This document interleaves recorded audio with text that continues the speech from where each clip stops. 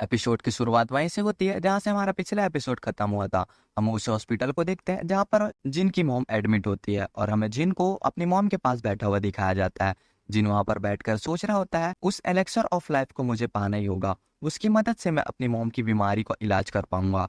और हमें बताता है ये दवाई खास तौर पर 3 चीजों से मिलकर बनी है। उसमें से एक भी चीज अभी मेरे पास नहीं है, पर हाँ मैं जानता हूँ कि वो कहाँ मिलेगा। पर खुद को उसके लिए ताकतवर बनाना पड़ेगा उस जगह पर जाने के लिए, और बिना खुद को ताकतवर बनाए उस जगह पर जाना बस एक सुसाइड होगा। मुझे अपना लेवल और भी बढ़ाना पड़ेगा और ताकतवर होना होगा। और फिर सीन शिफ्ट होता है, हमें जुनू और जिन को एक कैफे में दिखाया जाता है। जिन कहता है अब हालात बदल चुके हैं, मैं तुम्हारे साथ बची हुई उन 19 रेट्स में जाने के लिए तैयार हूँ, लेकिन उससे पहले मेरी एक शर्त है, मैं सभी रेट्स में अकेले ही जाना चाहूंगा। और ये बात सुनकर जिनू चौंक जाता है और कहता है बॉस, क्या आप सच कह रहे हैं? आप और मैं अकेले जाएंगे सी रैंक बॉस को मारने, वो भी अकेले? जिन बोलता है बिल्कुल सही समझे।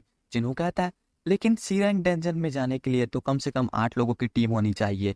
जिन कहता है तो फिर चलो चलकर ढूंढते हैं, जैसे उस रेड से पहले हमें डेंसुंग ने ढूंढा था। जिनू कहता है इसमें तो काफी खतरा होगा बॉस। फिर जिन उसे समझाता है अगर तुमने उन सभी 19 रेड्स को बिना अपनी जान गंवाए पूरा कर लिया तो यह एक ऐसा कारनामा होगा जो आज तक किसी ने नहीं किया है, और इससे तुम्हारे डैड का यकीन तुम पर और भी बढ़ जाएगा। फिर जिनू कुछ सोचता है और कहता है मैं इसके लिए पूरी तरह तैयार हूँ बॉस, बचे हुए लोग और टेंशन गेट्स का मैं संभाल लूंगा। फिर सीन शिफ्ट होता है, हमें एक लड़की को दिखाया जाता है। वो वहां पर दौड़ रही होती है और फिर वो अपना दौड़ पूरा कर कर एक जगह बैठ जाती है। और फिर वो लड़की कहती है बाहर आ जाओ, मैंने तुम्हारे प्रेजेंस को महसूस कर लिया है। और फिर हम देखते हैं दीवार के पीछे से एक शख्स बाहर निकलता है और कहता है क्या बात है, एस रंग वाले हंटर से मुझे यही उम्मीद थी, बस मैं आपसे बात करने का सही मौका ढूंढ रहा था। और फिर वो आदमी उस लड़की को अपना कार्ड देता है जो कि युंग जिन कंस्ट्रक्शन से होता है। फिर सीन शिफ्ट होता है, हमें जिनू और उसके डैड को कार में दिखाया जाता है। वो लोग आपस में बात कर रहे होते हैं डेंजन्स के बारे में। उनका डैड बताता है इंफ्रास्ट्रक्चर, मीडिया, इकोनॉमिक, गेट्स के खुलने के बाद अब सब कुछ पहले जैसा नहीं रहा है, और खास तौर पर हमारा इंफ्रास्ट्रक्चर जो हमारे हर किसी की जरूरत है। बिना डेंजन गेट्स के संसाधनों के काम नहीं कर सकता, और इस दुनिया के लिए डेंजन से संसाधन को लाने का काम सिर्फ हंटर कर सकते हैं। लेकिन जरूरी बात यह है कि उन सभी हंटर्स को देखरेख करने वाला एक हंटर एसोसिएशन नाम का पब्लिक संस्था है, और ये ऑर्गेनाइजेशन सभी ताकतवर हंटर्स को शामिल करके उन्हें ग्रेड देती है और रजिस्टर करके उनका देखरेख करती है। वो सभी गेट्स जिनकी बोली नहीं लगती उन्हें यही संभालते हैं। लेकिन ये ऑर्गेनाइजेशन भी सरकारों के हाथ की कठपुतली है, और ऑर्गेनाइजेशन को संभालने वाले एक बड़े संसाधन पर गिल्ड का कब्जा है। ये वो गिल्ड्स हैं जो इन हंटर्स को काम पर रखती हैं।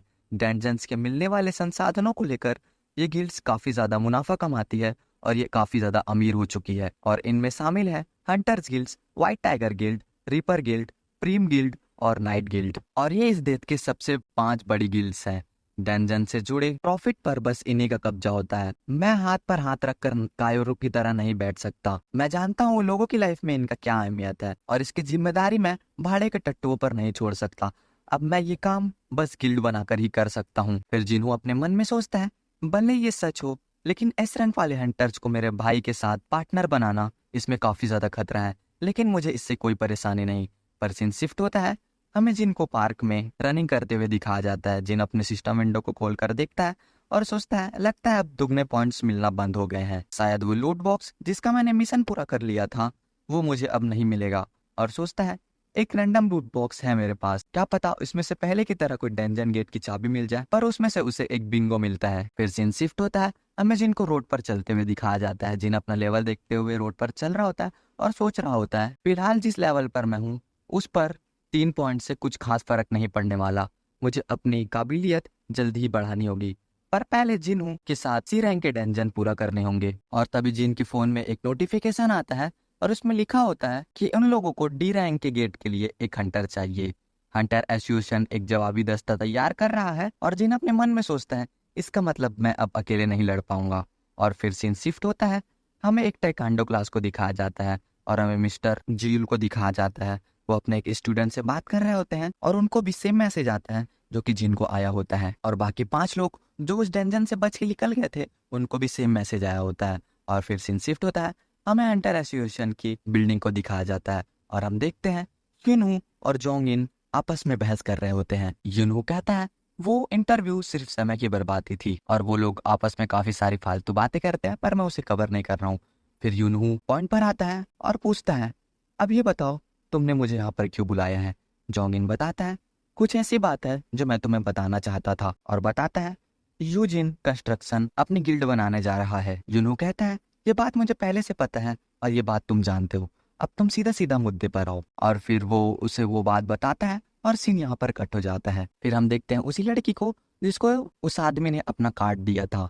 इसका नाम हाइन है। हाइन जोगिन के केबिन में जाती है और उससे यूजिन कंस्ट्रक्शन के कार्ड के बारे में बताती है। जॉइन कहता है, मैं जहाँ तक तुम्हें जानता हूँ तुमने उन्हें मना कर दिया होगा।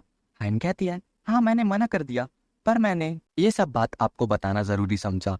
जॉइन हाइन को शुक्रिया करता है और हमें यूनून को दिखाया जाता है जो कि जोगिन की बात को याद कर रहा होता है। हमें दिखाया जाता है जोगिन और उससे क्या बात हुई है। हमें दिखाया जाता है जोगिन उससे पूछ रहा होता है, तुम जेजू आइलैंड के बारे में क्या सोचते हो। यूनू कहता है, तुम इस बारे में क्यों पूछ रहे हो। जोगिन बताता है, दरअसल उस नाकामयाब रेड के बाद आइलैंड को सील कर दिया गया था। बस कभी कभार उससे किनारे से निगरानी होती थी, फिर साल में एक बार लोगों को वहाँ आए बदलाव के बारे में बता दिया जाता है। उस आइलैंड पर जो भी हुआ वो लोग आज भी उसे बुलाने की कोशिश कर रहे हैं, लेकिन भले ही पिछले कुछ दिनों में कितने ही असाधारण डेंजर गेट्स क्यों ना अपीयर हुए हो या इंसानियत के रखवाले के तौर पर मुझे कितना ही पूछा गया हो, मैं उस आइलैंड में जो कुछ भी हुआ उसे कभी नहीं भूल सकता और एक दिन मैं उस आइलैंड को जीत कर रहूंगा। पर उससे पहले हम सभी को एक साथ होना पड़ेगा। और वो यूनहू को कहता है, जहां तक मैं जानता हूँ उस आइलैंड पर तुमने भी अपना काफी कुछ छोड़ा था। फिर यूनहू याद करने लगता है अपने उन साथियों को जो कि उस आइलैंड पर मारे गए थे। और फिर हमें जिन को दिखाया जाता है जो कि डेंजन के पास जा रहा होता है। जिन की बहन कहती है, तो क्या अब तुम छुट्टी के दिन भी काम करोगे, लगता है ज्यादा ही बिजी हो गए हो। और कहती है, तुम काफी बदल गए हो, पहले तुम हर रेड के बाद चोट लगती थी और उससे उभरने में तुम्हें काफी ज्यादा समय लगता था, पर अब ऐसा नहीं है। जिन बोलता है, जो भी हो, इससे घर की जरूरतें पूरी हो रही हैं, ये अच्छी बात है ना। और वो घर से बाहर निकल जाता है। फिर हमें वापस मिस्टर जियूल को दिखाया जाता है और वो रोड पर चल रहे होते हैं और वो तभी जिन को देखते हैं। जिन मिस्टर सॉन्ग को देखता है और उनके पास जाता है। वो लोग आपस में बात करने लगते हैं। मिस्टर जिन बताते हैं, तुम काफी बदल गए हो और तुम्हारा एक टांग तो कट गया था ना। जिन कहता है, मैं जब हॉस्पिटल में उठा तो मेरा पैर सही सलामत था। मिस्टर सॉन्ग कहते हैं, जो तुम्हें बचाने आए होंगे वो जरूर हाई रैंक के हीलर रहे होंगे। और कहता है, मुझे इस बात का बहुत खुशी है कि तुम पूरी तरह सही सलामत हो। जिन्होंने शुक्रिया करता है और कहता है, मगर मिस्टर जिल आपका हाथ। मिस्टर जुल कहते हैं, मेरा हाथ बहुत पहले ही एक रीड में कट चुका था, वैसे मुझे इसका कोई मलाल नहीं। जिन उनसे पूछता है, वैसे आप यहाँ क्या कर रहे हैं।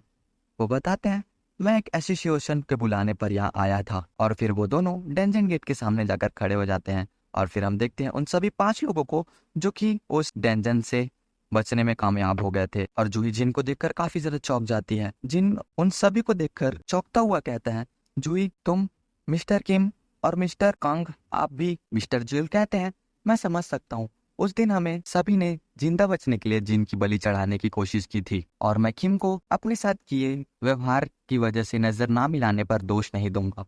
पर आज वही 5 लोग उस हादसे से जिंदा बचने के बाद एक साथ हैं।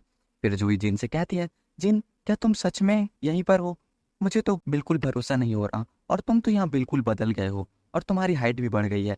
जिन कहता है, हाँ हम काफी समय बाद मिल रहे हैं ना। और फिर हम देखते हैं उन सभी के सामने एक कार आकर रुकती है, उसमें से 3 कैदी निकलते हैं और फिर रिसेप्शनिस्ट कहती है, उन कैदियों को उन हंटर कमी पूरी करने के लिए लाया गया है जो अब यहाँ पर नहीं है। और बताती है, ये हंटर सजा काट रहे हैं और ये उसे कम करवाने के लिए इस काम करने के लिए तैयार हुए हैं, इनसे तुम्हें कोई खतरा नहीं है। और बताती है, आपके साथ हंटर एसोसिएशन से आए मैनेजर कांग भी वहां पर रहेंगे, इनकी रैंक भी है, इसलिए बुरे से बुरे हालातों में भी आपको इन 3 खतरनाक सी रैंक मुजरिमों से आसानी से बचा लेंगे। जिन सोचता है, पर मुझे ऐसा नहीं लगता और वो जूही को अंदर जाने से मना करता है। जूही कहती है, अगर तुम अंदर जाओगे तो मैं अभी तुम्हारे साथ ही जाऊंगी। फिर वो ऑफिसर जिन से आकर कहता है, तुम्हें उन लोगों की चिंता करने की कोई जरूरत नहीं है, तुम अपना काम करो। और पूछता है कि रेड का कमांडर कौन रहेगा। फिर मिस्टर जॉन जिनसे रिक्वेस्ट करते हैं कि वो उसे कमांडर बनने का मौका दे और जिन मान जाता है और फिर वो सभी लोग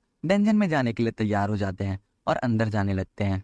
और फिर ये एपिसोड यहीं पर ख़त्म होता है। तो अगर वीडियो पसंद आई तो चैनल को लाइक और वीडियो को सब्सक्राइब ज़रूर कर देना। मिलते हैं नेक्स्ट वीडियो में, तब तक के लिए bye bye, take care, ta ta और थैंक्स फॉर वॉचिंग।